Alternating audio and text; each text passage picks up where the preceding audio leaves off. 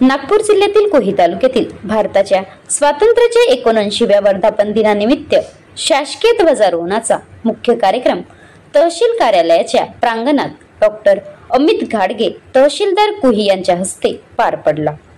यावेळी विविध विद्यालयाचे शिक्षक, विद्यार्थी, पोलीस अधिकारी, कर्मचारी, सामाजिक, राजकीय, धार्मिक क्षेत्रात काम करणारे मान्यवर उपस्थित होते। यावेळी कोही पोलीस स्टेशनचे PI श्री स्वप्नील गोपाले यांनी राष्ट्रध्वजाला मानवंदना दिली।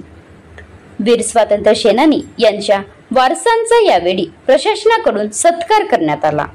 यावेळी नायब तहसीलदार सर्वश्री श्रीमती मनीषा देशमुख, श्री प्रशांत झाडे, श्री प्रमोद बेले, निरीक्षण अधिकारी श्रीमती प्रियंका खाडे, दुय्यम निबंधक श्री निमजे साहेब, तालुका कृषी अधिकारी श्री जारोंडे, सेवानिवृत्त नायब तहसीलदार त्रिलोकचंद लांजेवार तसेच सर्व मंडळ अधिकारी, सर्व ग्राम महसूल अधिकारी, सर्व कार्यालयीन कर्मचारी व सर्व सिपाई उपस्थित होते।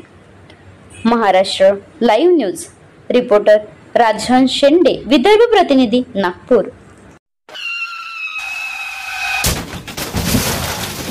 आता गाडीवर मोबाईल नंबर नाही तर इमर्जन्सी QR कोड लावा, जे तुम्हाला अडचणीच्या वेळी मदत करेल।